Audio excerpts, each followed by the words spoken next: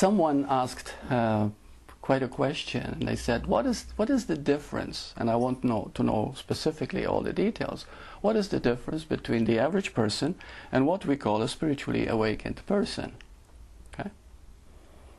Well, the difference really is this, that they both exist. They both know that they exist. One feels I exist and therefore I am separate and it's me, me, me. The spiritually awakened simply says, I exist and therefore I am existence. One, therefore, who believes also that I exist and therefore I am separate, they feel a lack in their life, and so they're always striving for something extraordinary. I want to be special. I want to be successful. I want to amount to something. You see, I want to get out of the ordinary, run-of-the-mill type of thing. They want the extraordinary. On the other hand, the spiritually awakened simply want to be ordinary because they see the miracle, the magic, and the beauty of just ordinary existence. And so I'd like to explore that, that what we take for granted, we need to look, to see, to feel that what is at the moment, you don't need to strive to become anything, really. Everything is within, everything is you. And when you begin to look at life as it actually is, a whole new outlook, a whole new perspective begins to dawn.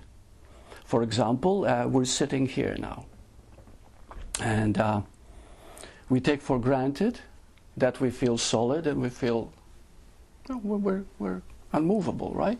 But did you know that the Earth is rotating around the Sun at the speed of 20 miles per second? I looked it up at Google's and it says 29.8 kilometers per second. Now, at that speed, and yet we can walk and we don't feel any difference. Why? Because of gravity. But what is gravity? Who understands gravity? Where did it come from? Who gave us gravity, you see? And you're filled with awe, you're filled with wonder.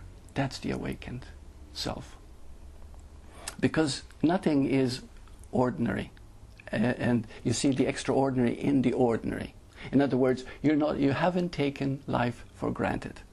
And everything is rich. You're full of gratitude because you're alive. And that's what aliveness is. Being awakened is being alive to what already is. You take nothing for granted. Another one, for example, when we look at a human being, immediately we look at the body. And then we say, I like, I don't like, pretty, not pretty, you see? And whereas the awakened person, when I say the awakened person, means someone who's awakened to life, to see what is at the moment. They see energy. In fact, you see so much energy in the person, and you don't, how they look is relative to how you see that energy, because it is the radiance of the person's realization that gives them the real beauty, the real energy, in other words, you see? And so the person who's so-called awakened will see a person as that energy. And because you see the energy and not just the body, you're able to see how they think, how they feel, how they emote. Did you know that the moment you look at someone as energy, as a being, that's just the garbage dump there. Okay? Just in case those who are listening wondering. It's outside. So where were we? Yeah. So when the moment you begin to see a person, not that particular age, or because they're male or female, or because they have a certain look, you see them as energy. You see them as being. You see them as existence itself. The moment you do, you begin to feel a certain connection. You see, and that connection will tell you exactly what is going on, what is feeling, what is going through. Another thing, for example, that the person who sees the magic and the wonder of ordinary life sees that nationalities, races, different colors, are not at all. Everybody is I am. Everyone is I am. You know what I mean when I say I am? See, I can say I am Burt, you know, but primarily I am. I just am.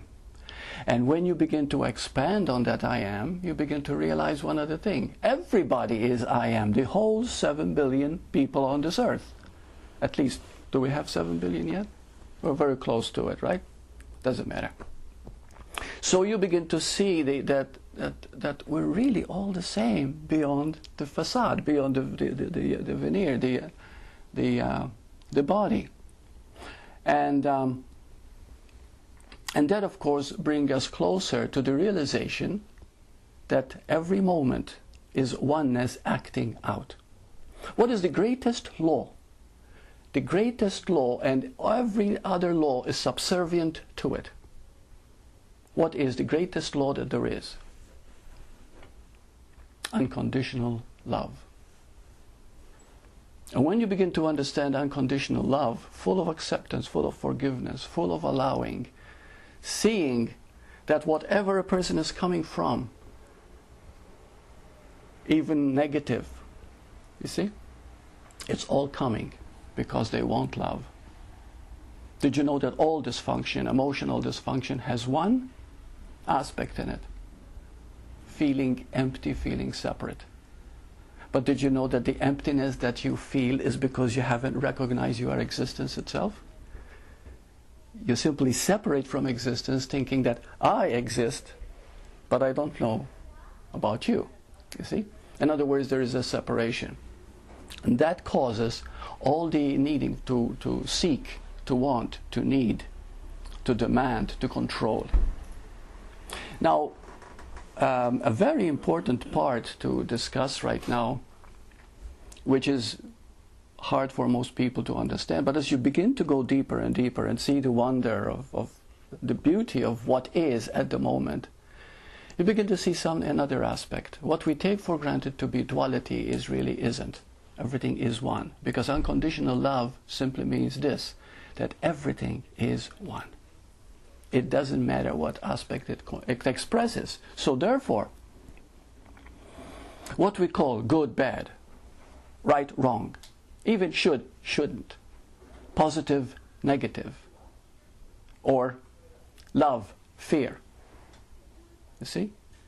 The person who doesn't take anything for granted, who looks at what is as is, you'll find that those polarities are really one.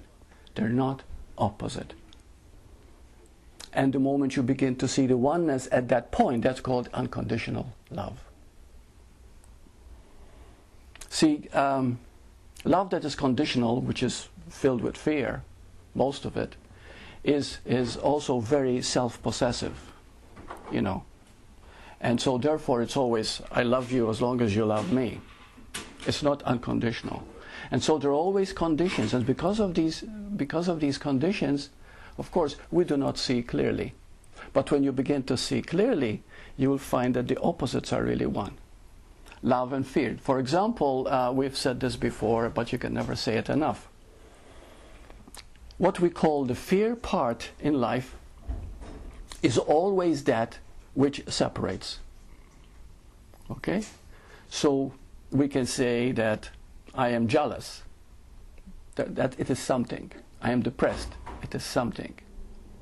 You see, I am angry, it is something. But love is not something.